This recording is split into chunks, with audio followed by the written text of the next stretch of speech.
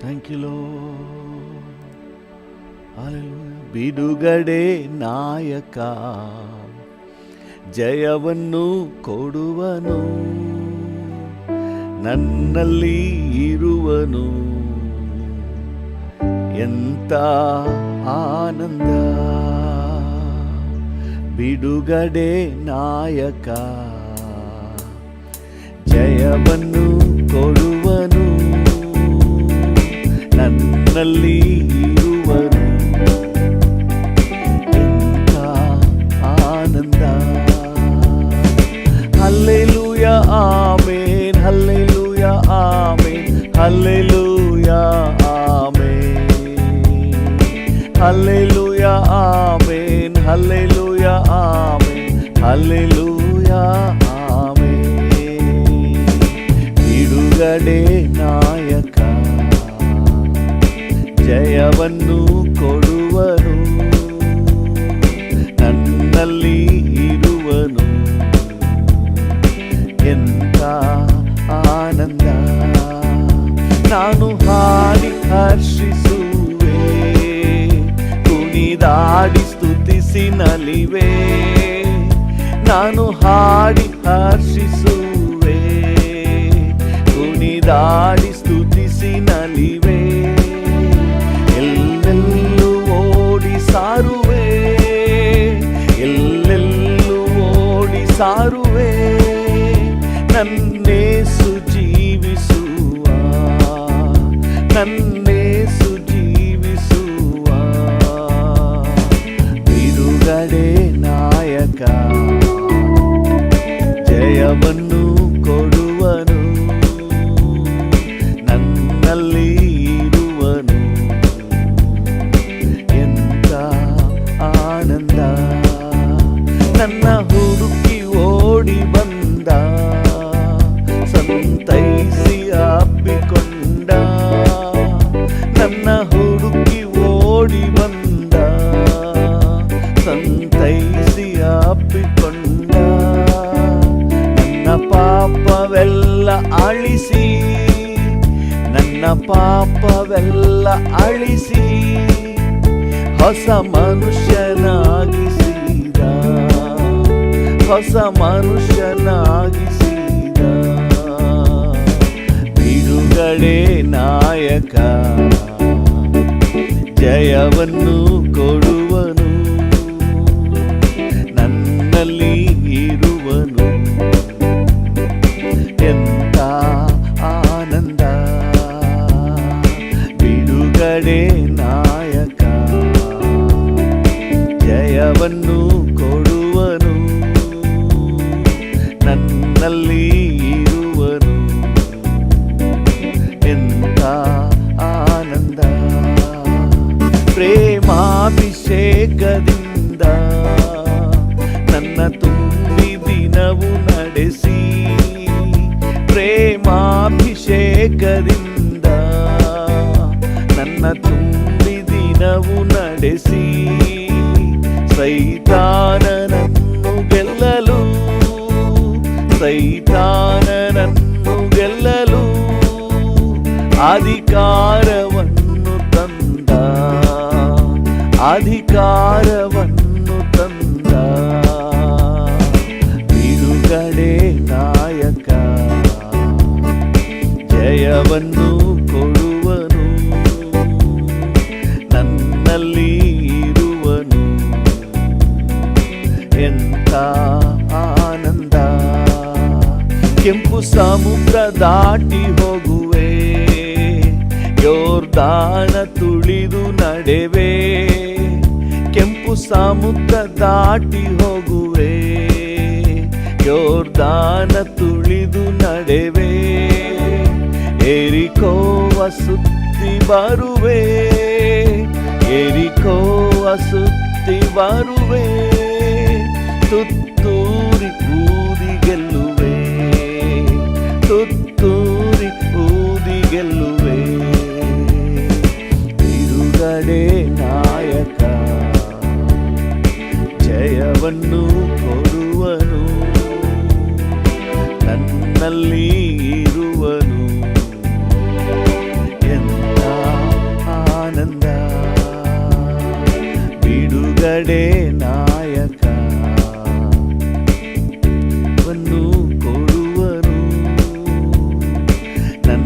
ನನ್ನಲ್ಲಿ ಇರುವನು. ಎಂತ ಆನಂದ, ಎಂತ ಆನಂದ. ಹೌದು ಸ್ವಾಮಿ, ಈ ಮುಂಜಾನೆ ವೇಳೆಯಲ್ಲಿ ನಮ್ಮೊಂದಿಗಿದ್ದೀರಿ ಸ್ವಾಮಿ, ನನ್ನಲ್ಲಿದ್ದೀರಿ ಕರ್ತನೆ. ನಿಮಗೆ ವಂದನೆಪ್ಪ, ನಿಮಗೆ ವಂದನೆ, ನಿಮಗೆ ವಂದನೆ. ನಾವು ಕರ್ತನೆ ಗೆದ್ದು ಸೈತಾನನ ಮೇಲೆ ಜಯಗಳಿಸಿ ಈ ಲೋಕದಲ್ಲಿ ಜಯವೀರರಾಗಿ ಬಾಳುವಂತೆ ನೀವು ನಮ್ಮೊಳಗೆ ಬಂದ್ಬಿಟ್ಟಿದ್ದೀರಿ ಸ್ವಾಮಿ. ನಮ್ಮ ಜೊತೆಯಲ್ಲಿದ್ದೀರಿ ಕರ್ತನೆ. ಹಾಲೆಲೂಯಾ. ಇದುವರೆಗೆ ಕಾಪಾಡಿದ್ದೀರಿ, ವಂದನೆ. ಇನ್ನು ಮುಂದೆಯೂ ನಡೆಸುತ್ತೀರಿಯಪ್ಪ, ವಂದನೆ. ಅತಿಶಯ ದೇವನೇ, ಅದ್ಭುತ ಕರ್ತನೆ, ಆಲೋಚನಾ ಕರ್ತನೆ, ನಿಮಗೆ ವಂದನೆ. ಹಾಲೆಲೂಯಾ. ಕಳೆದ ದಿನ ಕಾದಿರುವೆ ಸ್ತೋತ್ರ ರಾಜ, ಕಳೆದ ದಿನ ಕಾದಿರುವೆ ಸ್ತೋತ್ರ ರಾಜ. ಹೊಸ ದಿನ ತಂದಿರುವೆ ಸ್ತೋತ್ರ ರಾಜ, ನನಗೆ ಹೊಸ ದಿನ ತಂದಿರುವೆ ಸ್ತೋತ್ರ ರಾಜ. ಸ್ತೋತ್ರ ಎಂದು ಹಾಡುವೆನು ರಾಜ, ನಿನ್ನ ಮನಸಾರೆ ಸ್ತುತಿಸುವೆ ದೇವಾ. ಸ್ತೋತ್ರ ಎಂದು ಹಾಡುವೆನು ರಾಜ, ನಿನ್ನ ಮನಸಾರೆ ಸ್ತುತಿಸುವೆ ದೇವಾ. ಸ್ತೋತ್ರ ಯೇಸು ರಾಜ, ಸ್ತೋತ್ರ ಯೇಸು ರಾಜ, ಸ್ತೋತ್ರ ಯೇಸು ರಾಜ, ಸ್ತೋತ್ರ ಯೇಸು ರಾಜ. ಸೋತು ಹೋದ ದಿನವೆಲ್ಲ ಸಂತೈಸಿದೆ, ಸೋತು ಹೋದ ದಿನವೆಲ್ಲ ಸಂತೈಸಿದೆ. ಸುಖ ತಂದು ಇದುವರೆಗೂ ಕಾಪಾಡಿದೆ, ಸುಖ ತಂದು ಇದುವರೆಗೂ ಕಾಪಾಡಿದೆ. ಸ್ತೋತ್ರ ಎಂದು ಹಾಡುವೆನು ರಾಜ, ನಿನ್ನ ಮನಸಾರೆ ಸ್ತುತಿಸುವೆ ದೇವಾ. ಸ್ತೋತ್ರ ಎಂದು ಹಾಡುವೆನು ರಾಜ, ನಿನ್ನ ಮನಸಾರೆ ಸ್ತುತಿಸುವೆ ದೇವಾ. ಆಶ್ರಯವೇ ಖೇಡ್ಯವೇ ಸ್ತೋತ್ರ ರಾಜ, ಆಶ್ರಯವೇ ಖೇಡ್ಯವೇ ಸ್ತೋತ್ರ ರಾಜ. ಆಪ್ತನೇ ನನ್ನೇಸುವೆ ಸ್ತೋತ್ರ ರಾಜ, ಆಪ್ತನೇ ನನ್ನೇಸುವೆ ಸ್ತೋತ್ರ ರಾಜ. ಸ್ತೋತ್ರ ಎಂದು ಹಾಡುವೆನು ರಾಜ, ನಿನ್ನ ಮನಸಾರೆ ಸ್ತುತಿಸುವೆ ದೇವಾ. ಸ್ತೋತ್ರ ಎಂದು ಹಾಡುವೆನು ರಾಜ, ನಿನ್ನ ಮನಸಾರೆ ಸ್ತುತಿಸುವೆ ದೇವಾ. ಹೊಸ ಜೀವ ತಂದಿರುವೆ ಸ್ತೋತ್ರ ರಾಜ, ಹೊಸ ಜೀವ ತಂದಿರುವೆ ಸ್ತೋತ್ರ ರಾಜ. ಹೊಸ ಬಲ ನೀಡಿರುವೆ ಸ್ತೋತ್ರ ರಾಜ, ನನಗೆ ಹೊಸ ಬಲ ನೀಡಿರುವೆ ಸ್ತೋತ್ರ ರಾಜ. ಸ್ತೋತ್ರ ಎಂದು ಹಾಡುವೆನು ರಾಜ, ನಿನ್ನ ಮನಸಾರೆ ಸ್ತುತಿಸುವೆ ದೇವಾ. ಸ್ತೋತ್ರ ಎಂದು ರಾಜ, ನಿನ್ನ ಮನಸಾರೆ ಸ್ತುತಿಸುವೆ ದೇವಾ. ಜೊತೆಯಲ್ಲೇ ಬಂದಿರುವೆ ಸ್ತೋತ್ರ ರಾಜ, ನನ್ನ ಜೊತೆಯಲ್ಲೇ ಬಂದಿರುವೆ ಸ್ತೋತ್ರ ರಾಜ. ನಿನ್ನ ಎದೆಯಲ್ಲೇ ಒರಗಿಸಿದೆ ಸ್ತೋತ್ರ ರಾಜ, ನಿನ್ನ ಎದೆಯಲ್ಲೇ ಒರಗಿಸಿದೆ ಸ್ತೋತ್ರ ರಾಜ. ಸ್ತೋತ್ರ ಎಂದು ಹಾಡುವೆನು ರಾಜ, ನಿನ್ನ ಮನಸಾರೆ ಸ್ತುತಿಸುವೆ ದೇವಾ. ಸ್ತೋತ್ರ ಎಂದು ಹಾಡುವೆನು ರಾಜ, ನಿನ್ನ ಮನಸಾರೆ ದೇವಾ. ಬಾಳಿಗೆ ಬೆಳಕಾಗಿ ಬಂದಿರುವೆ, ನನ್ನ ಬಾಳಿಗೆ ಬೆಳಕಾಗಿ ಬಂದಿರುವೆ. ವಾಕ್ಯವೆಂಬ ಮನ್ನವನ್ನು ತಂದಿರುವೆ, ವಾಕ್ಯವೆಂಬ ಮನ್ನವನ್ನು ತಂದಿರುವೆ. ಸ್ತೋತ್ರ ಎಂದು ಹಾಡುವೆನು ರಾಜ, ನಿನ್ನ ಮನಸಾರೆ ಸ್ತುತಿಸುವೆ ದೇವಾ. ಸ್ತೋತ್ರ ಎಂದು ಹಾಡುವೆನು ರಾಜ, ನಿನ್ನ ಮನಸಾರೆ ಸ್ತುತಿಸುವೆ ದೇವಾ. ಕಷ್ಟದಿಂದ ತಪ್ಪಿಸಿದೆ ಸ್ತೋತ್ರ ರಾಜ, ಕಷ್ಟದಿಂದ ತಪ್ಪಿಸಿದೆ ಸ್ತೋತ್ರ ರಾಜ. ಅತಿಶಯ ಮಾಡಿರುವೆ ಸ್ತೋತ್ರ ರಾಜ, ನನಗೆ ಅತಿಶಯ ಮಾಡಿರುವೆ ಸ್ತೋತ್ರ ರಾಜ. ಸ್ತೋತ್ರ ಎಂದು ಹಾಡುವೆನು ರಾಜ, ನಿನ್ನ ಮನಸಾರೆ ಸ್ತುತಿಸುವೆ ದೇವಾ. ಸ್ತೋತ್ರ ಎಂದು ಹಾಡುವೆನು ರಾಜ, ನಿನ್ನ ಮನಸಾರೆ ಸ್ತುತಿಸುವೆ ದೇವಾ. ಕಳೆದ ದಿನ ಕಾದಿರುವೆ ಸ್ತೋತ್ರ ರಾಜ, ಕಳೆದ ದಿನ ಕಾದಿರುವೆ ಸ್ತೋತ್ರ ರಾಜ. ಹೊಸ ದಿನ ತಂದಿರುವೆ ಸ್ತೋತ್ರ ರಾಜ, ನನಗೆ ಹೊಸ ದಿನ ತಂದಿರುವೆ ಸ್ತೋತ್ರ ರಾಜ. ಸ್ತೋತ್ರ ಎಂದು ಹಾಡುವೆನು ರಾಜ, ನಿನ್ನ ಮನಸಾರೆ ಸ್ತುತಿಸುವೆ ದೇವಾ. ಸ್ತೋತ್ರ ಎಂದು ಹಾಡುವೆನು ರಾಜ, ನಿನ್ನ ಮನಸಾರೆ ಸ್ತುತಿಸುವೆ ದೇವಾ. ಸ್ತೋತ್ರ ಯೇಸು ರಾಜ, ಸ್ತೋತ್ರ ಯೇಸು ರಾಜ, ಸ್ತೋತ್ರ ಯೇಸು ರಾಜ, ಸ್ತೋತ್ರ ಯೇಸು ರಾಜ. ಸ್ತೋತ್ರ ಎಂದು ಹಾಡುವೆನು ರಾಜ, ನಿನ್ನ ಮನಸಾರೆ ಸ್ತುತಿಸುವೆ ದೇವಾ. ಸ್ತೋತ್ರ ಎಂದು ಹಾಡುವೆನು ರಾಜ, ನಿನ್ನ ಮನಸಾರೆ ಸ್ತುತಿಸುವೆ ದೇವಾ. ನಿನ್ನ ಮನಸಾರೆ ಸ್ತುತಿಸುವೆ ದೇವಾ.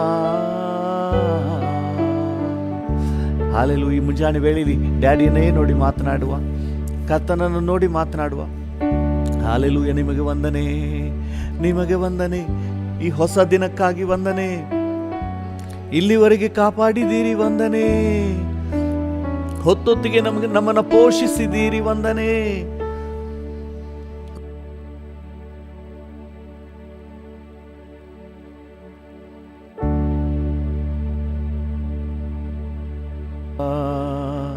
ವಂದನೆ, ನಿಮಗೆ ವಂದನೆ. ಹಾಲೆಲೂಯ. ಇಮ್ಯಾನುವೆಲ್ ನೀನಲ್ಲವೇ?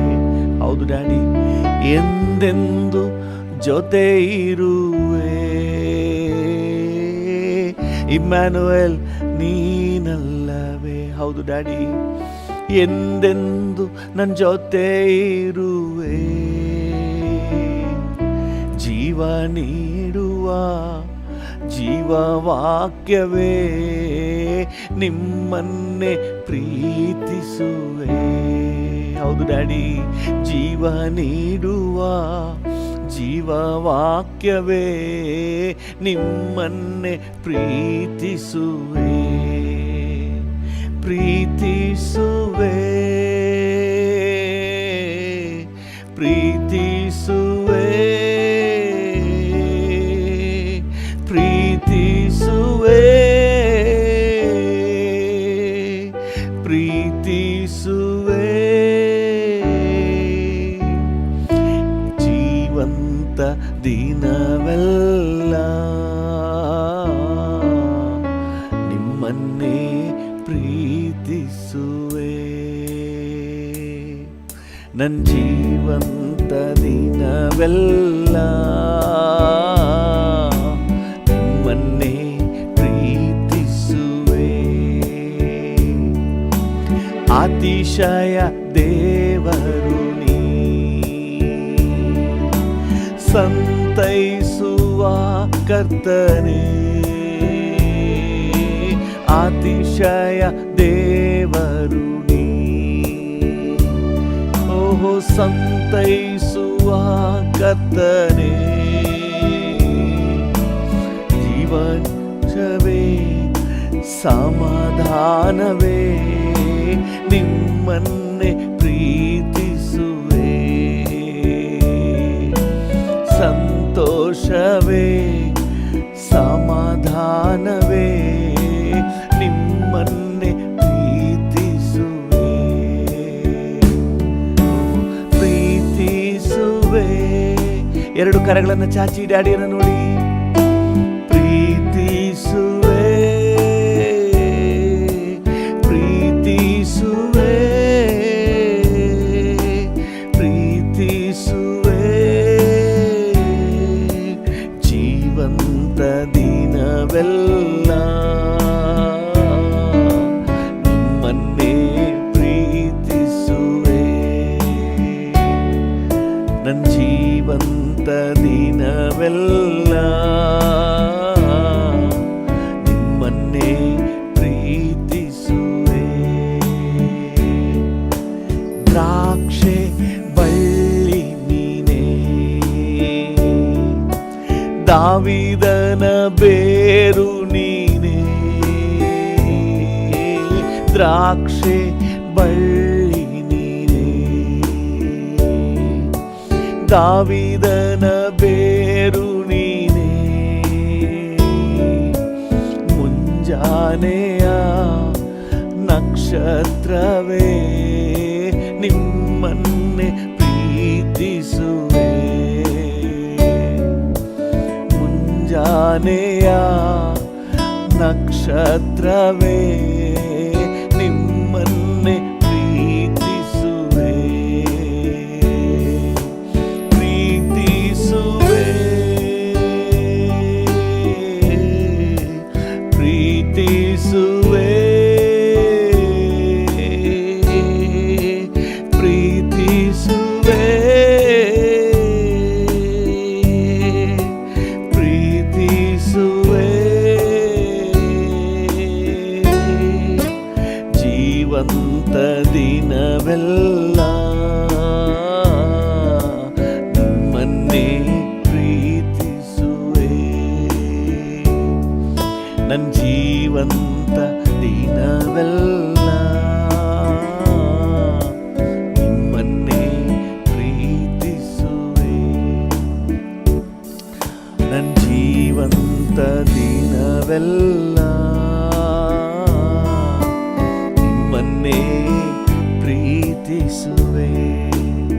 ಹೌದು ಡ್ಯಾಡಿ, ನನ್ನ ಜೀವಂತ ದಿನವೆಲ್ಲ ನಿಮ್ಮನ್ನೇ ಪ್ರೀತಿಸುವೆ. ನನ್ನ ಜೀವಂತ ದಿನವೆಲ್ಲ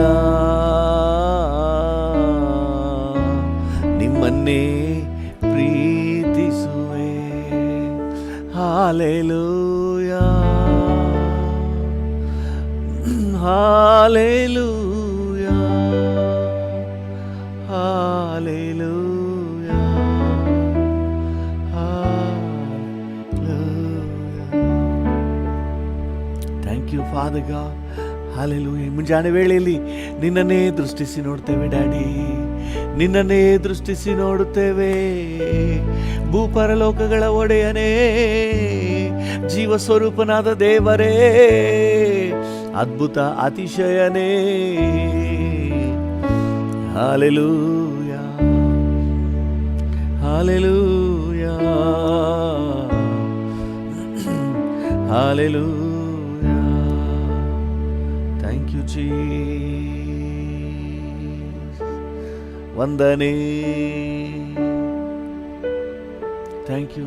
ಭೂಮಿ ಆಕಾಶಗಳ ನಿರ್ಮಾಣಿಕನೇ, ನಿನ್ನ ಸನ್ನಿಧಿಯಲ್ಲಿರುವುದು ನಮಗೆ ಸಿಕ್ಕಿದ ಶ್ರೇಷ್ಠ ಸೌಭಾಗ್ಯ. ನಿನ್ನ ನಾಮವನ್ನು ಸ್ತುತಿಸಿ ಹೊಗಳಿ ಕೊಂಡಾಡುವಂತೆ ನಮಗೊಂದು ಅವಕಾಶ ಕೊಟ್ಟದಕ್ಕಾಗಿ ಸ್ತೋತ್ರ. ಇನ್ನಿರುವಂಥ ಸಮಯವನ್ನು ಕೂಡ ನೀವು ನಿಯಂತ್ರಿಸಿ, ನೀವು ಹತೋಟಿ ವಹಿಸಿಕೊಳ್ಳಿ. Thank you. ತಂದೆಗೆ ಮಹಿಮೆ ಉಂಟಾಗುವ ಹಾಗೆ ನಮ್ಮನ್ನು ನಡೆಸು. Thank you. ನಮ್ಮ ಜೊತೆ ಮಾತನಾಡು, ನಮಗೆ ಆಲೋಚನೆ ಕೊಡು, ಮಾರ್ಗದರ್ಶನ ಕೊಡು ಸ್ವಾಮಿ. ಯೇಸುವಿನ ನಾಮದಲ್ಲಿ ಜೀವವುಳ್ಳ ಪರಲೋಕ ತಂದೆಯೇ, amen, amen. Hallelujah. Thank you Jesus. ಕರ್ತನ ನಾಮಕ್ಕೆ ಸ್ತೋತ್ರವಾಗಲಿ. ನಮ್ಮ ಧ್ಯಾನಕ್ಕಾಗಿ ರೋಮಾಪುರದವರೆಗೆ ಬರೆದ ಪತ್ರಿಕೆ 12ನೇ ಅಧ್ಯಾಯ 11ನೇ ವಚನವನ್ನು ಓದೋಣ. ರೋಮಾಪುರ ರೋಮ 12:11. ಜಾಗ್ರತೆ ಬೇಕಾದಲ್ಲಿ ಆಲಸ್ಯವಾಗಿರದೆ ಆಸಕ್ತ ಚಿತ್ತರಾಗಿದ್ದು ಕರ್ತನ ಸೇವೆ ಮಾಡುವವರಾಗಿರ್ರಿ. ಆಮೆನ್. ಜಾಗ್ರತೆ ಬೇಕಾದಲ್ಲಿ ಆಲಸ್ಯವಾಗಿರದೆ. ಹಲ್ಲೆಲೂಯಾ. ಜಾಗ್ರತೆ ಬೇಕಾದಲ್ಲಿ ಆಲಸ್ಯವಾಗಿರಬಾರ್ದು. ಹಲ್ಲೆಲೂಯಾ. ಎಲ್ಲ ಟೈಮ್ ಒಂದೇ ರೀತಿ ಅಲ್ಲ. ಕೆಲವೊಂದು ಸಮಯ ಇದೆ, ಬಹಳ ಜಾಗ್ರತೆಯಿಂದ ಇರಬೇಕು, ಬಹಳ ಎಚ್ಚರಿಕೆಯಿಂದ ಇರಬೇಕು. ಅದಕ್ಕೆ ನಾನು ಮೊದಲೇ ಹೇಳಿದ ಹಾಗೆ ಅಲ್ಲಿ ಎಚ್ಚರಿಕೆ ಫಲಕಗಳನ್ನು ಹಾಕ್ತಾರೆ. ಎಚ್ಚರಿಕೆ dangerous zone. Hallelujah. Accident zone, ಅಪಘಾತ ವಲಯ. ಮಕ್ಕಳಿದ್ದಾರೆ, ಎಚ್ಚರಿಕೆ. ನಾಯಿಗಳಿವೆ, ಎಚ್ಚರಿಕೆ. ಅಲ್ಲಿ ಎಚ್ಚರ ತಪ್ಪಿದ್ರೆ ನಮಗೆ ಅನಾಹುತ ಆಗ್ತದೆ. ಇವತ್ತು ಕೂಡ ಒಂದು ವಿಷಯದಲ್ಲಿ ಎಚ್ಚರಿಕೆ ವಹಿಸಬೇಕು ಅಂತ ಹೇಳಿ ನಮ್ಮ ಕರ್ತನು ಹೇಳುವುದನ್ನು ನಾವು ನೋಡೋಣ. ಲೂಕನ ಸುವಾರ್ತೆ 12ನೇ ಅಧ್ಯಾಯ 15ನೇ ವಚನವನ್ನು ಓದುವ.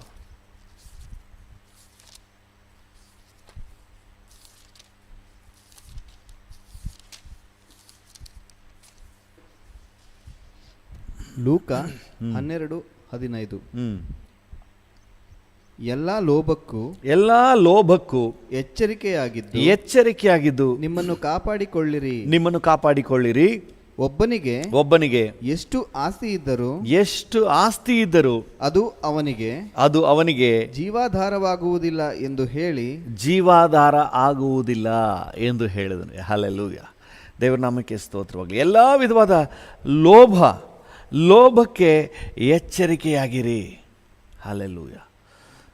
ದೇವರ ನಾಮಕ್ಕೆ ಸ್ತೋತ್ರ. ಏನು ಲೋಭ ಅಂದರೆ ದ್ರವ್ಯಾಶೆ, ವಸ್ತುಗಳ ಆಶೆ, ಪದಾರ್ಥಗಳು, ಇಹಲೋಕದ ವಸ್ತುಗಳು, ಜಮೀನು, ಮನೆ, ಕಾರು, ಇವುಗಳ ಮೇಲೆ ಆಸೆ. ಅವು ಒಳ್ಳೆಯದೇ, ಅದರಿಂದ ಪ್ರಯೋಜನ ಇದೆ. ಆದರೆ ಅವುಗಳ ಮೇಲೆ ಆಸೆ ಇದೆ ನೋಡಿ, ಅದನ್ನು ಲೋಭ ಅಂತ ಹೇಳಿ ದೇವರ ವಾಕ್ಯ ಬಣ್ಣಿಸ್ತದೆ. ಇಹಲೋಕದ ಪದಾರ್ಥಗಳ ಮೇಲೆ ನಮಗೆ ಆಸೆ ಹೋಗಬಾರ್ದು. ಇಹಲೋಕದ ವಸ್ತುಗಳ ಮೇಲೆ, ಹಣದ ಮೇಲೆ ನಮಗೆ ಆಸೆ ಬರಬಾರ್ದಂತೆ.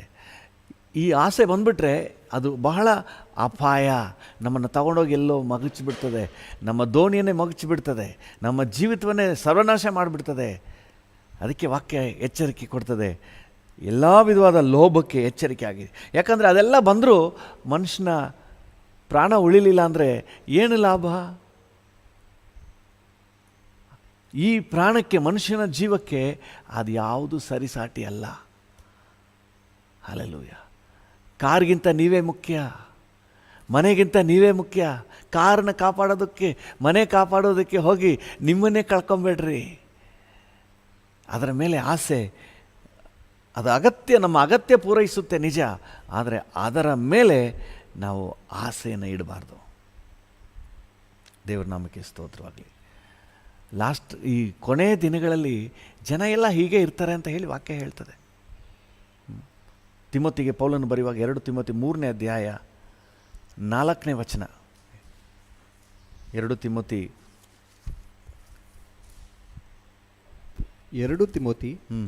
3:4. ಪ್ರೀತಿಸದವರು, ದ್ರೋಹಿಗಳು, ದುಡುಕಿನವರು, ಉಬ್ಬಿಕೊಂಡವರು, ದೇವರನ್ನು ಪ್ರೀತಿಸದೆ ಭೋಗಗಳನ್ನೇ ಪ್ರೀತಿಸುವವರು. ನೋಡಿ, ದೇವರನ್ನು ಪ್ರೀತಿಸಿ. ಕಡೆ ದಿನಗಳಲ್ಲಿ ನೋಡಿ, 3ನೇ ಅಧ್ಯಾಯದ 1ನೇ ವಚನ ಹೇಳ್ತದೆ, ಆದರೆ ಕಡೆ ದಿವಸಗಳಲ್ಲಿ ಕಠಿಣ ಕಾಲಗಳು ಬರುವೆಂದು ತಿಳಿದುಕೋ. ಆಗ ಅಲ್ಲಿಂದ ಮನುಷ್ಯನು ವಿಷಯವಾಗಿ ಬರ್ತಾ ಇದೆ, ಹಿಂಗೆಲ್ಲ ಇರ್ತಾರೆ ಅಂತ ಹೇಳಿ. ಅದರಲ್ಲಿ ಒಂದು ಭೋಗಗಳನ್ನೇ, ದೇವರನ್ನು ಪ್ರೀತಿಸದೆ, ನಮಗೆ ಕಾರು ಕೊಡುವ ದೇವರನ್ನು, ಮನೆ ಕೊಡುವ ದೇವರನ್ನು, ಜಮೀನು ಕೊಡುವ ದೇವರನ್ನು, ಜಾಬ್ ಕೊಡುವ ದೇವರನ್ನು ಪ್ರೀತಿಸದೆ, ಪ್ರೀತಿ ಭೋಗಗಳ ಮೇಲೆ, ತಮ್ಮ ಆ ಮನಸ್ಸನ್ನು, ಆಸೆಯನ್ನು ದೇವರಿಂದ ಬರುವ ಆಶೀರ್ವಾದಗಳ ಮೇಲೆ ಹೋಗ್ತದೆ ನೋಡಿ. ಇದನ್ನು ಲೋಭ ಅಂತ ಹೇಳಿ ದೇವರ ವಾಕ್ಯ ಹೇಳ್ತದೆ. ಈ ಅಂತ್ಯ ದಿನಗಳಲ್ಲಿ ಈ ರೀತಿ ಆಗ್ಬಿಡ್ತದಂತೆ. ಅದರಿಂದಾಗಿ ದೇವರ ವಾಕ್ಯ ನಮಗೆ ಹೇಳ್ತದೆ, ಎಚ್ಚರಿಕೆಯಾಗಿರಿ. ನಮ್ಮ ಮನಸ್ಸು ದೇವರ ಮೇಲೇ ಇರಬೇಕು. ದೇವರು ಏನೇ ಕೊಟ್ಟರು, ದೇವರ ಆಶೀರ್ವಾದ ನಮ್ಗೆ ಏನೇ ಬಂದರೂ ಸಹ ಅದನ್ನು ಬೆಸ್ಟ್ ಉಪಯೋಗ ಮಾಡ್ಕೊಬಿಡ್ಬೇಕು. ಅದರ ಮೇಲೆ ಮಾತ್ರ ನಮಗೆ ನಂಟು ಉಂಟಾಗಬಾರ್ದು. ನಾವು ಬಹಳ ಜಾಗೃತಿಯಿಂದ ಇರಬೇಕು. ಆ ರೀತಿ ಯಾರಾದರೂ ಅವುಗಳ ಮೇಲೆ ಆಸೆ ಪಡುವುದು, ದೇವರಿಗಿಂತ ಹೆಚ್ಚಾಗಿ ಅವುಗಳ ಮೇಲೆ ಪ್ರೀತಿ ಇಡುವುದು, ಈ ರೀತಿ ಮಾಡಿದ್ರೆ ಅವ್ರ ಜೀವನ ಏನಾಗುತ್ತೆ, ಎಂಥ ಒಂದು ಮೋಸವಾದ ಸ್ಥಿತಿಗೆ ಹೋಗುತ್ತೆ ಅಂತ ಹೇಳಿ ದೇವರ ವಾಕ್ಯನೇ ಬನ್ನಿಸಿ ವಿವರವಾಗಿ ಹೇಳ್ತದೆ. ಕೆಲವೊಂದನ್ನು ನೋಡ್ರಿ ನೀವು. ಲೂಕನ ಸುವಾರ್ತೆ 8ನೇ ಅಧ್ಯಾಯ 14ನೇ ವಚನಕ್ಕೆ ಬನ್ನಿ. ಲೂಕನ ಸುವಾರ್ತೆ 8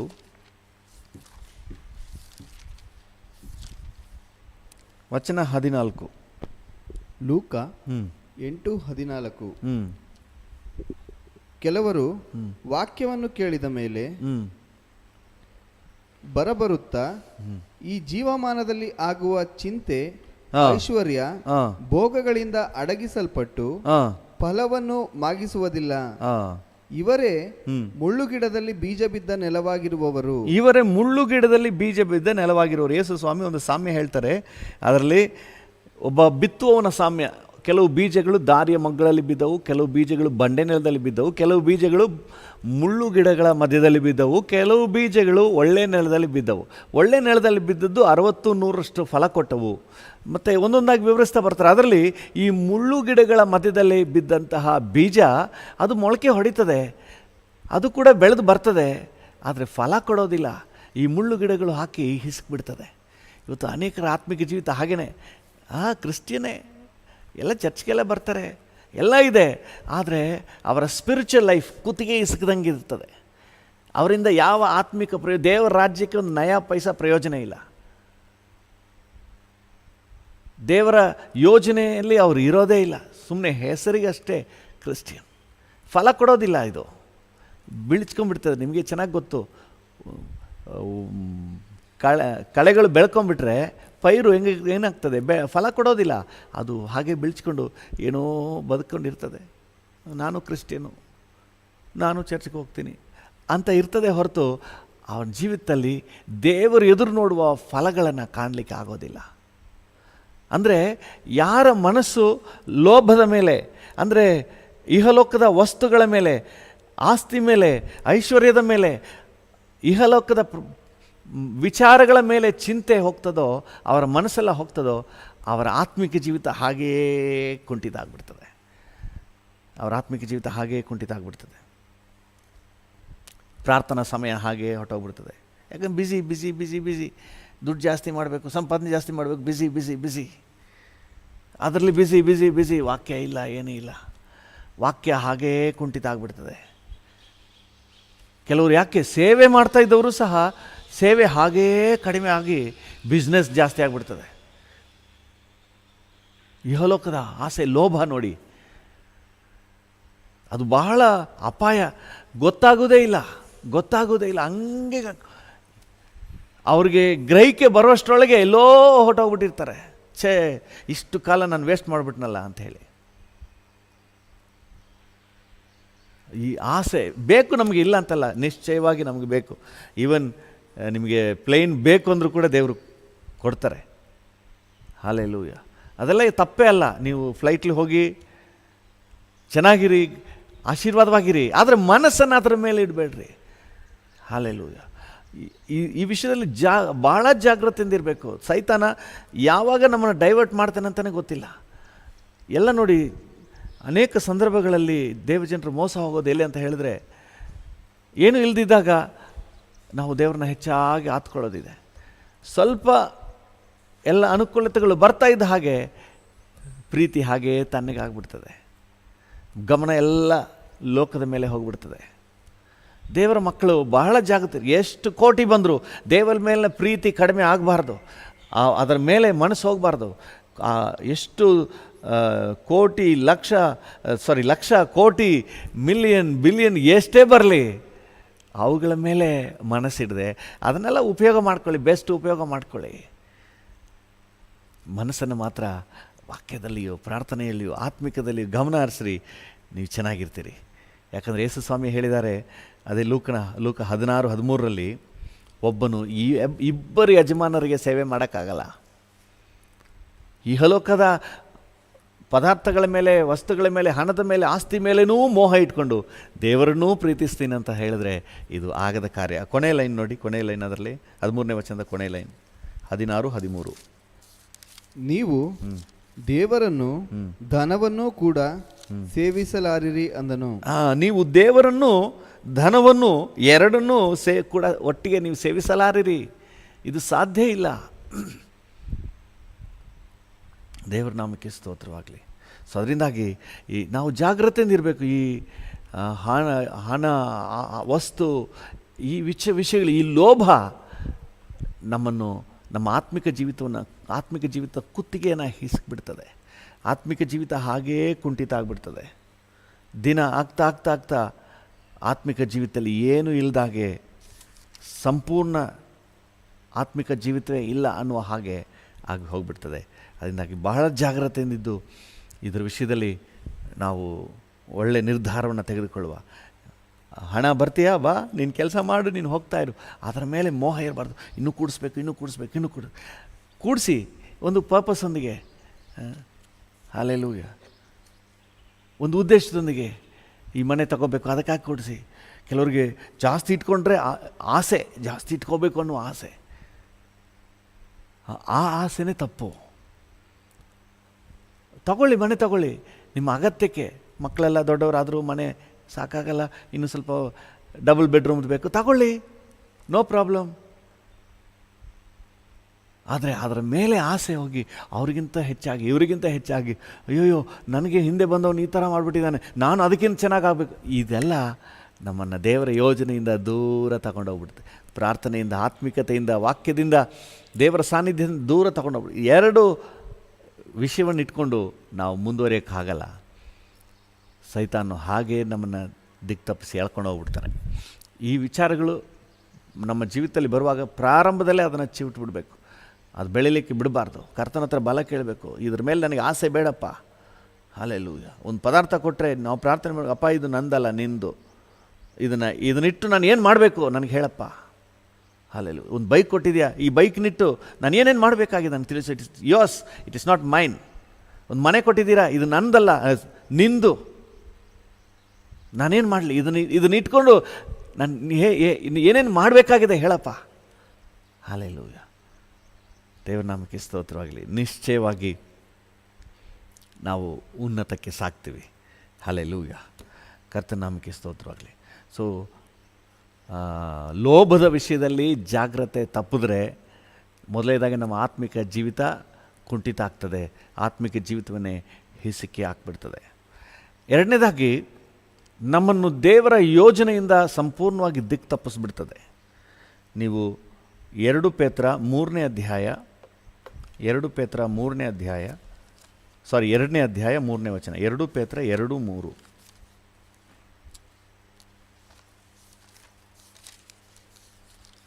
2 ಪೇತ್ರ 2:3. ಅವರು ದ್ರವ್ಯಾಶೆಯುಳ್ಳವರಾಗಿ ಕಲ್ಪನೆಯ ಮಾತುಗಳನ್ನು ಹೇಳುತ್ತಾ ನಿಮ್ಮಿಂದ ಲಾಭವನ್ನು ಸಂಪಾದಿಸಬೇಕೆಂದಿರುವರು.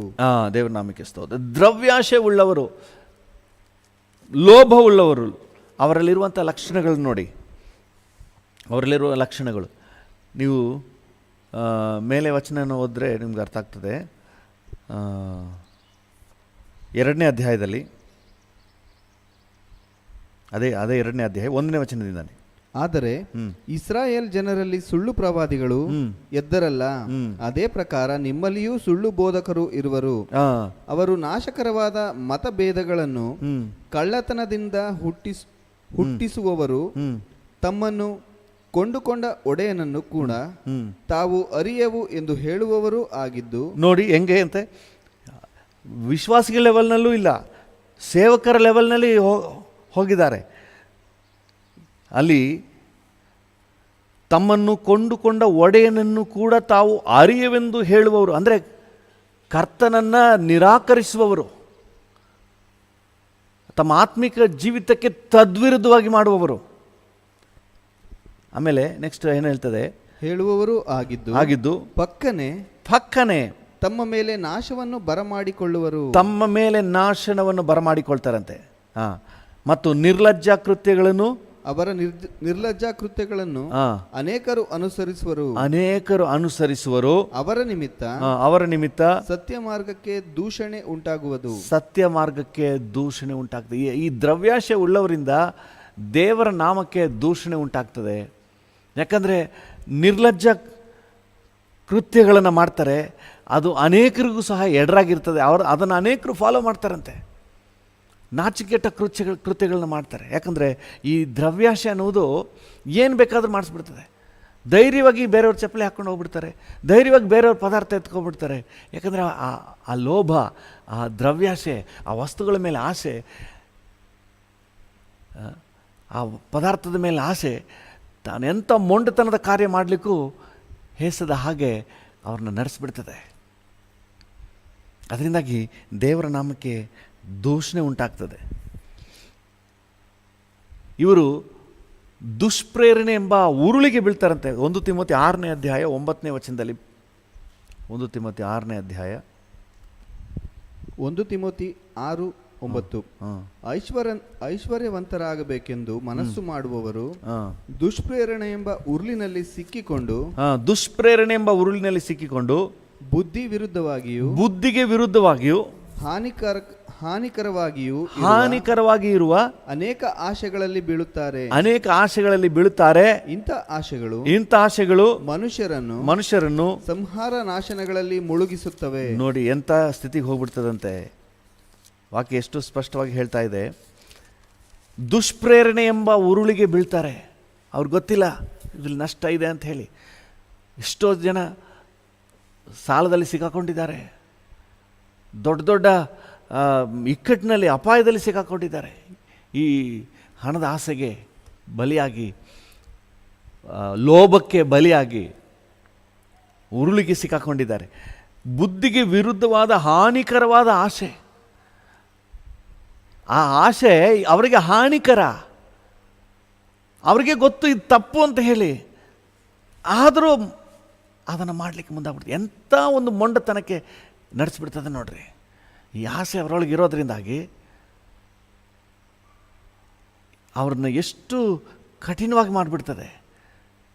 ಈ ತಪ್ಪು ಅಂತ ಗೊತ್ತಿದ್ದರೂ ಅದನ್ನ ಮಾಡೋಕ್ಕೆ ಹೋಗ್ತಾರೆ. ಯಾಕಂದರೆ ಈ ಒಂದು ದುರಾಶೆಯನ್ನು, ಲೋಭವನ್ನು ಪೂರ್ತಿಗೊಳಿಸಬೇಕು ಅನ್ನುವ ಒಂದು ಮೋಟಿವೇಶನ್ ಅವರೊಳಗೆ ಇರೋದ್ರಿಂದಾಗಿ ಅವರು ಧೈರ್ಯವಾಗಿ ಅದಕ್ಕೆ ಮುಂದಾಗ್ತಾರೆ. ಬುದ್ಧಿಗೆ ವಿರುದ್ಧವಾಗಿ ಅವ್ರಿಗೆ ಗೊತ್ತು ಇದು ತಪ್ಪು ಅಂತ ಹೇಳಿ ಗೊತ್ತು.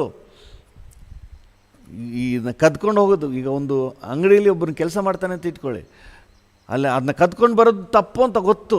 ದೇವರ ಮಗನು, ರಕ್ಷಣೆ ಹೊಂದಿದವನು, ಆತ್ಮೀಕದಲ್ಲಿರುವನು. ಆದರೆ ಆ ಆಸೆಯ ನಿಮಿತ್ತವಾಗಿ ಆ ಪದಾರ್ಥವನ್ನು, ಆ ಉಂಗುರವನ್ನು, ಆ ಒಂದು ವಸ್ತುವನ್ನು, ಅದು ಯಾವುದೋ ಒಂದು ಪದಾರ್ಥವನ್ನು ಅದನ್ನು ಕದ್ಕೊಂಡು ಬರ್ತಾನೆ. ಅವನು ಗೊತ್ತು, ಆದರೂ ಕೂಡ ಅವನ ಬುದ್ಧಿಗೆ ವಿರುದ್ಧವಾಗಿ ಅದು ಹಾನಿಕರ. ಅದು ಅವನ ಆತ್ಮಿಕ ಜೀವಿತಕ್ಕೆ ಒಂದು ಬ್ಲ್ಯಾಕ್ ಸ್ಪಾಟ್. ಅದು ಅವನಿಗೇನಾದರೂ ಏನಾದರೂ ಗೊತ್ತಾದರೆ ದೇವರ ನಾಮಕ್ಕೆ ದೂಷಣೆ ಆಗ್ತದೆ. ಮೊದಲನೇದಾಗಿ ಸತ್ಯ ಮಾರ್ಗಕ್ಕೆ ದೂಷಣೆ ಆಗ್ತದೆ, ಮತ್ತು ಅವನ ಹೆಸರು ಕೆಟ್ಟೋಗ್ತದೆ. ಹಾನಿಕರ ಅದು. ಆದರೂ ಕೂಡ ಅದರಲ್ಲೇ ನಡೆಸ್ತದೆ. ಈ ಆಸೆ ಬಂದುಬಿಟ್ರೆ ನನ್ನ ಹೆಸರು ಕೆಟ್ಟೋಗುತ್ತೆ, ನನ್ನ ಮರ್ಯಾದೆ ಹಾಳಾಗುತ್ತೆ, ಇದೆಲ್ಲ ಮರ್ತೋಗ್ತದೆ. ಆ ಟೈಮ್ನಲ್ಲಿ ಇದೆಲ್ಲ ನೆನಪೇ ಬರೋದಿಲ್ಲ. ಅವನು ತಪ್ಪು ಮಾಡಿ ಅವಮಾನ ಆದಾಗ ಆಮೇಲೆ ತಲೆ ಚಚ್ಕೊಳ್ಳಿ, ನಾನು ಯಾಕೆ ಹೀಗೆ ಮಾಡಿದೆ, ನಾನು ಯಾಕೆ ಈ ಥರ ತಪ್ಪು ಮಾಡಿದೆ, ನಾನು ಯಾಕೆ ಈ ಥರ ಮಾಡಿದೆ. ಆವಾಗ ಅರ್ಥ ಆಗ್ತದೆ ಈ ಆಸೆ ಆ ರೀತಿಯಾಗಿ ಅಷ್ಟರ ಮಟ್ಟಿಗೆ ಮೊಂಡುತನದಲ್ಲಿ ನಡೆಸ್ಬಿಡ್ತದೆ. ಗೊತ್ತಾಗಲ್ಲ ನಾನು ಎಲ್ಲಿ ಯಾವ ದಾರಿಲಿ ಹೋಗ್ತಾ ಇದ್ದೀನಿ, ಗೊತ್ತಾಗೋದಿಲ್ಲ. ಸಂಹಾರ ನಾಶನ, ಅವನ ಹೆಸರೇ ನಾಶ ಆಗಿಬಿಡ್ತದೆ. ಅವನಿಗಿದ್ದಂಥ ಇಮೇಜ್ ಸಂಪೂರ್ಣವಾಗಿ ಹಾಳಾಗಿ ಹೋಗ್ಬಿಡ್ತದೆ. ಎಂತಹ ನಷ್ಟ ನೋಡ್ರಿ, ನಮ್ಗೆ ಗೊತ್ತಾಗಲ್ಲ. ನಾವು ದೇವ್ರ ಹತ್ರ ಕೇಳುವಪ್ಪ, ಬೇಡಪ್ಪ ಈ ಲೋಭ ದ್ರವ್ಯಾಶೆ ಬೇಡ, ನೀವು ಕೊಡುವ ಪ್ರತಿಯೊಂದು ಆಶೀರ್ವಾದವನ್ನು ಬೆಸ್ಟ್ ಉಪಯೋಗ ಮಾಡ್ಕೊಂಬಿಡ್ಬೇಕು. ಅದ್ರ ಮೇಲೆ ಓನರ್ಶಿಪ್ನ ನಾನು ಕ್ಲೈಮ್ ಮಾಡಬಾರ್ದಪ್ಪ. You are the owner. ನಿನಗೆ ಓನರ್ಶಿಪ್ನ ಬಿಟ್ಬಿಟ್ಟು just I am only the user, ಅದನ್ನು ಉಪಯೋಗ ಮಾಡುವವನು, ಮನೆ ವಾರ್ತೆ ಅವನು, ಜಸ್ಟ್ ಅದರ ಜವಾಬ್ದಾರಿ ಕೇಳಿದ್ದೀನಿ ಅಷ್ಟೇ. ಹಾಲೆಲೂಯ. ಆ ರೀತಿಯಾಗಿ ನಾವು ನಮ್ಮನ್ನು ಸಮರ್ಪಣೆ ಮಾಡಿಕೊಡೋಣ. ಇನ್ನೊಂದು ವಿಚಾರ ಹೇಳ್ತೀನಿ, ಕರ್ತನ ಬರೋಣದಕ್ಕೆ ನಮ್ಮ ಪ್ರಯತ್ನವನ್ನು ಅಡ್ಡಿಪಡಿಸ್ತದೆ. ಕರ್ತನ ಬರೋಣಕ್ಕೆ ನಾವು ಸಿದ್ಧರಾಗ್ತೀವಲ್ಲ, ಅದನ್ನು ಹಿಂದಕ್ಕೆ ಎಳಿತದೆ. ಲೂಕನ ಸುವಾರ್ತೆ 21ನೇ ಅಧ್ಯಾಯ 34ನೇ ವಚನ ಓದೋಣ. ಲೂಕ 21:34.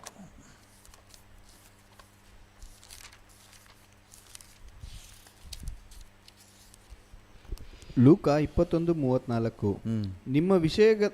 ನಿಮ್ಮ ವಿಷಯದಲ್ಲಿ ಜಾಗರೂಕರಾಗಿರ್ರಿ. ಅತಿ ಭೋಜನದ ಮದಡಿನಿಂದಲೂ ಅಮಲಿನಿಂದಲೂ ಪ್ರಪಂಚದ ಚಿಂತೆಗಳಿಂದಲೂ ನಿಮ್ಮ ಹೃದಯಗಳು ಭಾರವಾಗಿರಲಾಗಿ. ಯಾರ ಹೃದಯ ಪ್ರಪಂಚದ ಚಿಂತೆಗಳಿಂದ ಭಾರವಾಗಿದೆ, ಅದು ಬೇಕು ಇದು ಬೇಕು ಅಂತ ಹೇಳಿ ಪ್ರಪಂಚದ ಕಾರ್ಯಗಳಲ್ಲಿ ತುಂಬಿ ಹೋಗಿದೆ, ಆ ದಿವಸವು ನಿಮ್ಮ ಮೇಲೆ ಉರುಳಿನಂತೆ ಪಕ್ಕನೆ ಬಂದೀತು. ಆ ದಿವಸವು ಉರುಳಿನಂತೆ ನಿಮ್ಮ ಮೇಲೆ ಪಕ್ಕನೆ ಬಂದೀತು, ಜಾಗೃತಿಯಿಂದಿರಿ ಅಂತ ಹೇಳ್ತಾರೆ. ಅಂದರೆ ಪ್ರಪಂಚದ ಕಾರ್ಯಗಳಲ್ಲಿ ಮಗ್ನರಾಗಿರುವವರು ಕರ್ತನ ಬರೋಣಕ್ಕೆ ಸಿದ್ಧ ಆಗುವುದು ಕಷ್ಟ. ಯಾಕಂದರೆ ಅವರ ಆಸೆ ಬಯಕೆ ಎಲ್ಲ ಇದೆ. ರಾತ್ರಿ ಕನಸಲ್ಲೂ ಇದೆ, ಬೆಳಿಗ್ಗೆ ಎದ್ದ ತಕ್ಷಣ ಇದೆ. ಪ್ರಾರ್ಥನೆಗೆ ಟೈಮ್ ಇಲ್ಲ, ಆರಾಧನೆಗೆ ಟೈಮ್ ಇಲ್ಲ, ಭಾನುವಾರ ಬರೋದೇ ಇಲ್ಲ, ಆರಾಧನೆಗೆ ಬರೋದಿಲ್ಲ. ಯಾಕಂದರೆ ಅವ್ರು ತುಂಬ ಬ್ಯುಸಿ. ಕೆಲವೊಬ್ಬರಿಗೆ ಡ್ಯೂಟಿ ಆ ರೀತಿಯಾಗಿದೆ, ಇವ್ರು ನಿರ್ಧಾರ ಮಾಡೋಕ್ಕಾಗಲ್ಲ, ಮೇಲಿನ ಬಾಸ್ ಡಿಸೈಡ್ ಮಾಡ್ತಾರೆ. ನಾನು ಅದನ್ನು ಹೇಳ್ತಾ ಇಲ್ಲ. ಇವರಿಗೆ ಅವಕಾಶ ಇದ್ದರೂ ಸಹ ಇವರು ಬೇರೆ ವಿಚಾರಗಳಲ್ಲಿ ಮಗ್ನರಾಗಿದ್ದಾರೆ.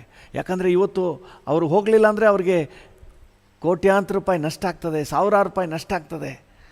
ಯಾಕಂದರೆ ಅದರ ಮೇಲೇ ಮನಸ್ಸಿದೆ.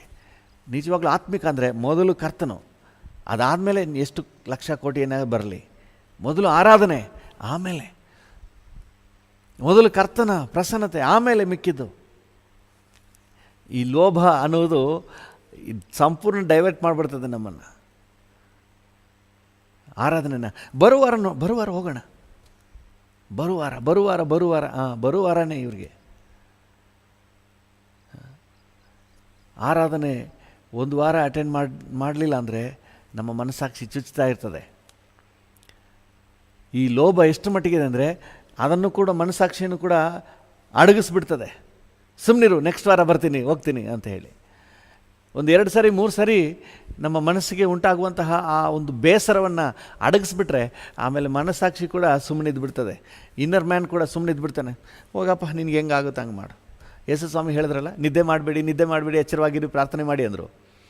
3 ಸಾರಿ ನಾವು ನಿದ್ದೆ ಮಾಡ್ತಾಯಿದ್ರು. ಕೊನೆಯಲ್ಲಿ ಏಸಪ್ಪ ಏನಂದರು, ಈಗ ನಿದ್ದೆ ಮಾಡಿರಿ, ದನಿವಾರಿಸಿಕೊಳ್ಳಿರಿ, ನೀವು ಹೆಂಗೆ ಬೇಕಾದ್ರೆ ಇರಿ, ಹೋಗತ್ತಾಗೆ ಅಂತ ಹೇಳಿ ಬಿಟ್ಬಿಟ್ರು.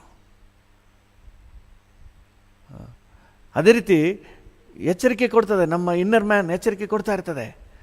ಆಮೇಲೆ ಅದು ಕೂಡ ಸೈಲೆಂಟ್ ಆಗಿಬಿಡ್ತದೆ. ಆಮೇಲೆ ಹೆಂಗಿರುತ್ತೆ, ಭಾನುವಾರ ಚರ್ಚಿಗೆ ಬಂದರೂ ಒಂದೇ, ಬರೆದಿದ್ರು ಒಂದೇ. ಲೈವ್ ಅಟೆಂಡ್ ಮಾಡ್ತೀನಿ ಅಂತ ಆನ್ ಮಾಡಿಟ್ಬಿಟ್ಟು ಅವ್ರು ಕೆಲಸ ಮಾಡ್ತಾ ಇರೋದು. ಲೈವ್ ಅಟೆಂಡ್ ಮಾಡ್ತಾಯಿದ್ದೀನಿ, ಕೇಳಿಸ್ಕೊತಾ ಇದ್ದೀನಿ, ಕೆಲಸ ಮಾಡ್ತಾಯಿದ್ದೀನಿ. ಬಹಳ ಡೇಂಜರಸ್. ಕರ್ತನ ಬರೋಣದಲ್ಲಿ ಎತ್ತಲ್ಪಡುವುದೇ ಕಷ್ಟ ಅಂಥ ಸ್ಥಿತಿಗೆ ಹೋಗ್ಬಿಟ್ರೆ, ದೇವರ ಬರೋಣಕ್ಕೆ ನಾವು ಏನು ಸಿದ್ಧ ಹಾಕ್ತೀವಿ ಅದಕ್ಕೆ ಅಡ್ಡಗಾಲ ಹಾಕುವುದೇ ಈ ಲೋಭ. ಹಾಲೆಲೂಯ. 3 ವಿಷಯಗಳನ್ನು ನಾನು ನಿಮ್ಮ ಮುಂದೆ ಇಟ್ಟಿದ್ದೀನಿ. ಮೊದಲನೇದಾಗಿ, ಈ ಲೋಭವು ನಮ್ಮ ಆತ್ಮಿಕ ಜೀವಿತದ ಸಾಮರ್ಥ್ಯವನ್ನು ಅಡಗಿಸ್ಬಿಡ್ತದೆ. ಪ್ರಾರ್ಥನೆಯನ್ನು ಕಮ್ಮಿ ಮಾಡಿಬಿಡ್ತದೆ, ವಾಕ್ಯ ಕಮ್ಮಿ ಮಾಡಿಬಿಡ್ತದೆ, ಸೇವೆ ಕಮ್ಮಿ ಮಾಡಿಬಿಡ್ತದೆ, ಎಲ್ಲವನ್ನು ಕಮ್ಮಿ ಮಾಡಿಬಿಡ್ತದೆ. ಯಾಕೆ ತಿಮೋತಿ ಒಂದೊಂದು ವಿಚಾರವನ್ನು ಹೇಳ್ತಾನೆ. ತಿಮೋತಿಗೆ ಬರೆಯುವಾಗ ಪೌಲನು ಹೇಳ್ತಾನೆ, 1 ತಿಮೋತಿ 6:10 1 ತಿಮೋತಿ 6:10 1 ತಿಮೋತಿ 6:10 ಹಣದಾಸೆಯು ಸಕಲ ವಿಧವಾದ ಕೆಟ್ಟತನಕ್ಕೆ ಮೂಲವಾಗಿದೆ. ಕೆಲವರು ಅದಕ್ಕಾಗಿ ಆತುರಪಟ್ಟು ಅದರಿಂದ ಕ್ರಿಸ್ತ ನಂಬಿಕೆಯನ್ನು ಬಿಟ್ಟು ಅಲೆದಾಡಿ ಅನೇಕ ವೇದನೆಗಳಿಂದ ತಮ್ಮನ್ನು ತಿವಿಸಿಕೊಳ್ಳುತ್ತಾರೆ. ನೋಡಿ, ಕ್ರಿಸ್ತ ನಂಬಿಕೆಯಿಂದಾನೇ ದೂರ ತಗೊಂಡೋಗ್ಬಿಡ್ತದಂತೆ. Very dangerous. ಕ್ರಿಸ್ತ ನಂಬಿಕೆಯಿಂದ ಈ ದ್ರವ್ಯಾಶೆ, ಹಣದಾಸೆ, ವಸ್ತುಗಳ ಮೇಲಿನ ಮೋಹ, ಇದು ನಮ್ಮನ್ನು ಕ್ರಿಸ್ತ ನಂಬಿಕೆಯಿಂದನೇ ದೂರ ತಗೊಂಡೋಗ್ಬಿಡ್ತು. ಎಷ್ಟೇ ದೇವರು ಕೊಡಲಿ ಅದೆಲ್ಲ secondary. Lord, you are first. ನೀನೇ ಮೊದಲು ಸ್ವಾಮಿ, ಆಮೇಲೆ ನೀನು ಕೊಡೋದೆಲ್ಲ. ನಾನು ನಿನ್ನನ್ನೇ ಪ್ರೀತಿಸ್ತೀನಿ, ಈ ಕಾರಿಗಿಂತ ನಿನ್ನನ್ನೇ ಪ್ರೀತಿಸ್ತೀನಿ, ಬಂಗ್ಲೆಗಿಂತ ನಿನ್ನನ್ನೇ ಪ್ರೀತಿಸ್ತಾ ಇದ್ದೀನಿ, ಜಮೀನಿಗಿಂತ ನಿನ್ನನ್ನೇ ಪ್ರೀತಿಸ್ತೀನಿ, ಗೌರ್ಮೆಂಟ್ ಕೆಲಸಕ್ಕಿಂತ ನಿನ್ನನ್ನೇ ಪ್ರೀತಿಸ್ತಾ ಇದ್ದೀನಿ. ನನಗೆ ನೀನು ಬೇಕು, ಆಮೇಲೆ ಮಿಕ್ಕಿದ್ದೆಲ್ಲ. ಹಾಲೆಲೂಯ.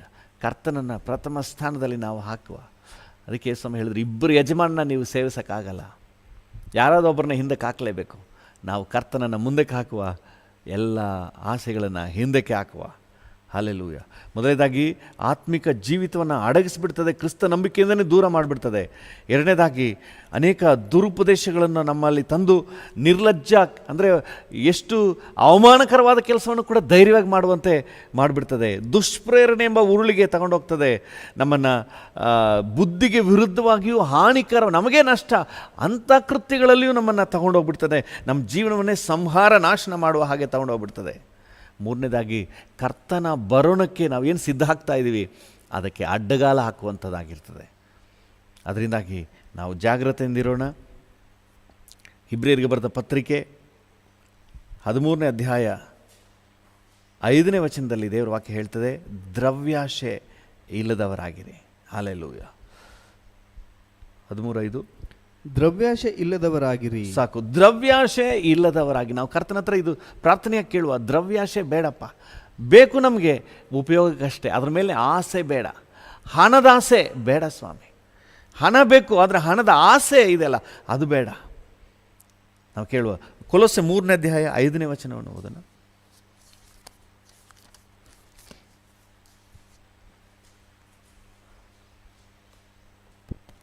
ಕೊಲೊಸ್ಸೆ 3:5. ಆದದರಿಂದ ನಿಮ್ಮಲ್ಲಿರುವ ಭೂ ಸಂಬಂಧವಾದ ಭಾವಗಳನ್ನು ಸಾಯಿಸಿರಿ. ಭೂ ಸಂಬಂಧವಾದ ಭಾವಗಳನ್ನು ಸಾಯಿಸಿರಿ. ಜಾರತ್ವ, ಬಂಡುತನ, ಕಾಮಾಭಿಲಾಷೆ, ದುರಾಶೆ, ವಿಗ್ರಹಾರಾಧನೆಗೆ ಸಮವಾಗಿರುವ ಲೋಭ, ಇವುಗಳನ್ನು ವಿಸರ್ಜಿಸಿ ಬಿಡಿರಿ. ವಿಗ್ರಹಾರಾಧನೆಗೆ ಸಮವಾಗಿರುವಂತಹ ಲೋಭ. ಹಾಲೆಲೂಯ. ವಿಗ್ರಹಾರಾಧನೆಗೆ ಸಮವಾಗಿರುವಂತಹ ಲೋಭ, ಇವುಗಳನ್ನು ವಿಸರ್ಜಿಸಿ ಬಿಡಿರಿ. ಹಾಲೆಲೂಯ. ಇವತ್ತು ನಾವು ಕರ್ತನ ಹತ್ರ ಬಲ ಕೇಳುವ, ಈ ಲೋಭವನ್ನು ವಿಸರ್ಜಿಸಲಿಕ್ಕೆ ಕೃಪೆ ಕೊಡು ಸ್ವಾಮಿ. ನೀನು ಏನೇ ಆಶೀರ್ವಾದ ಕೊಟ್ಟರೂ ಅದಕ್ಕಿಂತ ಹೆಚ್ಚಾಗಿ ನಿನ್ನನ್ನೇ ನಾವು ಪ್ರೀತಿಸ್ತೇವೆ. ಆ ಕೃಪೆ ನಮಗೆ ಕೊಡಪ್ಪ. ಎಲ್ಲರ ಕಣ್ಣುಗಳನ್ನ ಮುಚ್ಚಿ ಕೇಳೋಣ. ಕೃಪಾ ಸಂಪನ್ನನಾದ ದೇವರೇ, ನಮಗೆ ಮನೆ ಬೇಕು, ವಸ್ತುಗಳು ಬೇಕು, ಕರ್ತನ ದೈನಂದಿನ ಅಗತ್ಯಗಳು ಪೂರೈಕೆ ಆಗಬೇಕು, ಕಾರ್ ಬೇಕು, ಜಮೀನು ಬೇಕು, ಕೆಲಸ ಬೇಕು, ಸರ್ಕಾರಿ ನೌಕರಿ ಬೇಕು. ಆದರೆ ಇದೆಲ್ಲಕ್ಕಿಂತ ಹೆಚ್ಚಾಗಿ ನೀನು ಬೇಕಪ್ಪ. Thank you Lord. ನೀನು ಕೊಡುವಂತಹ ಎಲ್ಲ ಆಶೀರ್ವಾದಗಳನ್ನು ನಾವು ಬಳಕೆ ಮಾಡಿಕೊಂಡು ನಿನ್ನನ್ನು ಹೆಚ್ಚಾಗಿ ಪ್ರೀತಿಸಬೇಕು ಸ್ವಾಮಿ. ಹಾಲೆಲೂಯ. ಕರ್ತನ ನಮ್ಮ ಮನಸ್ಸು ಲೋಭದ ಕಡೆಗೆ, ವಸ್ತುಗಳ ಕಡೆಗೆ ಹೋಗದ ಹಾಗೆ ಎಚ್ಚರಿಕೆ ವಹಿಸಲಿಕ್ಕೆ ನಮಗೆ ಕೃಪೆ ಕೊಡು ಸ್ವಾಮಿ. ಹಾಲೆಲೂಯ. ನಮ್ಮ ಮನಸ್ಸು ಸ್ವಲ್ಪನೂ ಡೈವರ್ಟ್ ಆಗಬಾರ್ದು. Thank you. ಕಾರ್ ಬಂತು ಅಂತ ಹೇಳಿ ನಮ್ಮ ಮನಸ್ಸು ನಿನ್ನಿಂದ ಡೈವರ್ಟ್ ಆಗಬಾರ್ದು. ಗೌರ್ಮೆಂಟ್ ಕೆಲಸ ಬಂತು ಅಂತ ಹೇಳಿ ಆರಾಧನೆಯಿಂದ ಡೈವರ್ಟ್ ಆಗಬಾರ್ದು. ಪ್ರಾರ್ಥನಾ ಜೀವಿತದಿಂದ ಡೈವರ್ಟ್ ಆಗಬಾರ್ದು. ವಾಕ್ಯದಿಂದ ಡೈವರ್ಟ್ ಆಗಬಾರ್ದು ಸ್ವಾಮಿ. ಇಹಲೋಕದ ಯಾವುದೇ ಅನುಕೂಲತೆ ನನ್ನ ಆತ್ಮೀಕತೆಯನ್ನು ಕಡಿಮೆ ಮಾಡಬಾರ್ದಪ್ಪ. Thank you lord. ಯಾವ ಕರ್ತನೆ ದುರುಪದೇಶಗಳನ್ನು, ದುರಾಶೆಗಳನ್ನು ನನ್ನೊಳಗೆ ತರಬಾರ್ದು ಸ್ವಾಮಿ. Thank you Jesus. ನಿನ್ನ ಬರೋಣಕ್ಕೆ ಅಡ್ಡಗಾಲ ಹಾಕಬಾರ್ದಪ್ಪ. Thank you. ಅದರಿಂದ ಜಾಗ್ರತೆಯಿಂದಿದ್ದು ಈ ಲೋಭದ ವಿಷಯದಲ್ಲಿ ಕರ್ತನ ಅದನ್ನು ವಿಸರ್ಜಿಸಲಿಕ್ಕೆ, ಸಣ್ಣ ಪ್ರಮಾಣದಲ್ಲಿ ಬರುವಾಗಲೇ ಅದನ್ನು ವಿಸರ್ಜಿಸಲು, ನಮ್ಮಿಂದ ಹೊರಗೆ ಹಾಕಲು ನಮ್ಮೆಲ್ಲರಿಗೂ ಕೃಪೆ ಕೊಡಿ ಸ್ವಾಮಿ. ಕರ್ತನ ನಿನ್ನ ಮಕ್ಕಳೆಲ್ಲರನ್ನ ಆಶೀರ್ವದಿಸು, ಅಗತ್ಯಗಳನ್ನು ಪೂರೈಸು. ಕರ್ತನೆ ಮನೆ ಬೇಕಾದವರಿಗೆ ಮನೆ ಕೊಡು ಸ್ವಾಮಿ. ಹಣ ಬೇಕಾದವರಿಗೆ ಹಣ ಕೊಡಪ್ಪ. ಜಮೀನು ಬೇಕಾದವರಿಗೆ ಜಮೀನು ಕೊಡು ಸ್ವಾಮಿ. ವಾಹನ ಬೇಕಾದವರಿಗೆ ವಾಹನ ಕೊಡಪ್ಪ, ಒಳ್ಳೆ ವಾಹನ ಕೊಡಪ್ಪ. ಆದರೆ ನಮ್ಮ ಮನಸ್ಸು ಮಾತ್ರ ಅದರ ಮೇಲೆ ಹೋಗಬಾರ್ದು. ಅದನ್ನು ಉಪಯೋಗ ಮಾಡ್ಕೊಂಡು ನಿನ್ನ ರಾಜ್ಯವನ್ನು ಕಟ್ಟಬೇಕು, ನಿನ್ನ ಚಿತ್ತ ಮಾಡಬೇಕು, ನಿನ್ನನ್ನು ಆರಾಧಿಸಬೇಕು. ಹಾಲೆಲೂಯ. ನಮಗೆ ಕಾರ್ ಕೊಟ್ಟರೆ ನಾವು ಕುಟುಂಬವಾಗಿ ಆರಾಧನೆಯಲ್ಲಿ ಭಾಗವಹಿಸಲಿಕ್ಕೆ ಅದು ಪ್ರಮುಖವಾಗಿ ಬಳಕೆ ಆಗಬೇಕು. ಹಾಲೆಲೂಯ.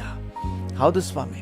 ನನಗೆ ಸರ್ಕಾರಿ ಉದ್ಯೋಗ ಕೊಟ್ಟರೆ ಕರ್ತನೆ ಅದರಿಂದ ನಿನ್ನ ನಾಮ ಮಹಿಮೆ ಹೊಂದಬೇಕು, ಕುಟುಂಬದ ಅಗತ್ಯಗಳು ಪೂರೈಕೆ ಆಗಬೇಕು. ಕರ್ತನೆ ಹಾಲೆಲೂಯ. ನಿನ್ನಿಂದ ದೂರ ತಗೊಂಡೋಗಬಾರ್ದು ಸ್ವಾಮಿ. ಯಾವುದು ಕೂಡ ಇಹಲೋಕದ ಯಾವ ವಿಚಾರವೂ ಕರ್ತನೆ ನಮ್ಮನ್ನು ನಿನ್ನಿಂದ ದೂರ ತೆಗೆದುಕೊಂಡು ಹೋಗದ ಹಾಗೆ ಅದರ ಮೇಲೆ ನಾವು ಗಮನ ಹರಿಸಿದಂತೆ ನಮಗೆ ಕೃಪೆ ಕೊಡು ಸ್ವಾಮಿ. ನಮ್ಮ ಗಮನ ಪೂರ್ತಿ ನಿನ್ನ ಮೇಲೆ. ಏನೇ ಬಂದರೂ ಅದು ಸೈಡಲ್ಲಿ ಕೆಲಸ ಮಾಡ್ತಾ ಇರಬೇಕೆ ಹೊರತು ಕರ್ತ ನಮ್ಮ ದೃಷ್ಟಿಯೆಲ್ಲ ನಿನ್ನ ಮೇಲೆ. ಹಾಲೆಲೂಯ. ನಂಬಿಕೆಯನ್ನು ಹುಟ್ಟಿಸುವವನು ಪೂರೈಸುವವನಾದ ನಿನ್ನ ಮೇಲೆ. ಹತ್ತಿಕೊಳ್ಳುವ ಪಾಪವನ್ನು ಅಭ್ಯಂತರ ಮಾಡುವ ಎಲ್ಲ ಅಡ್ಡಿಗಳನ್ನೆಲ್ಲ ನಾವು ತೆಗೆದು ಬಿಸಾಡ್ಬಿಟ್ಟು ಕರ್ತ ನಿನ್ನನ್ನೇ ದೃಷ್ಟಿಸಿ ನಮಗೆ ನೇಮಕವಾದ ಓಟವನ್ನು ಸ್ಥಿರಚಿತ್ತದಿಂದ ಓಡಿ ಮುಗಿಸ್ಲಿಕ್ಕೆ ನಮ್ಮೆಲ್ಲರಿಗೂ ಕೃಪೆ ಕೊಡು ಸ್ವಾಮಿ. ಹಾಲೆಲೂಯ. Thank you Lord. ಜಾಗ್ರತೆ ಬೇಕಾದಲ್ಲಿ ಆಲಸ್ಯವಾಗಿರದೆ, ಹೌದು, ಲೋಭದ ವಿಷಯದಲ್ಲಿ, ಸಕಲ ವಿಧವಾದ ಲೋಭದ ವಿಷಯದಲ್ಲಿ ನಾವು ಜಾಗ್ರತೆಯಿಂದಿದ್ದು, ಆಲಸ್ಯ ಮಾಡದೆ, ಇವುಗಳ ವಿಷಯದಲ್ಲಿ ಕರ್ತನೆ ಆಲಸ್ಯ ಮಾಡದೆ ಜಾಗ್ರತೆಯಿಂದಿದ್ದು ನಮ್ಮನ್ನು ಕಾಪಾಡಿಕೊಳ್ಳಲಿಕ್ಕೆ, ನಿನ್ನ ಕೃಪೆಯಲ್ಲಿ ನೆಲೆ ನಿಲ್ಲಲಿಕ್ಕೆ, ನಿನ್ನ ಬರೋಣಕ್ಕೆ ಸಿದ್ಧ ಆಗಲಿಕ್ಕೆ ನಮಗೆ ಸಹಾಯ ನೀಡಪ್ಪ. Thank you. ನಿನ್ನ ಕೃಪೆಯುಳ್ಳ ಹಸ್ತಕ್ಕೆ ಒಪ್ಪಿಸ್ತೇವೆ ಯೇಸುವಿನ ನಾಮದಲ್ಲಿ, ಜೀವವುಳ್ಳ ಪರಲೋಕ ತಂದೆಯೇ. ಆಮೇನ್, ಆಮೇನ್, ಆಮೇನ್. ನಮ್ಮ ತಂದೆಯ ದೇವರ ಪ್ರೀತಿ, ಪ್ರಭು ಯೇಸುವಿನ ಕೃಪೆ, ಪರಿಶುದ್ಧಾತ್ಮನ ಅನ್ಯೋನ್ಯತೆ, ಐಕ್ಯತೆ, ಸಮಾಧಾನ ಇಂದು ಎಂದು ಸದಾಕಾಲವು ನಮ್ಮೆಲ್ಲರ ಸಂಗಡ ಇರಲಿ. ಆಮೇನ್, ಆಮೇನ್.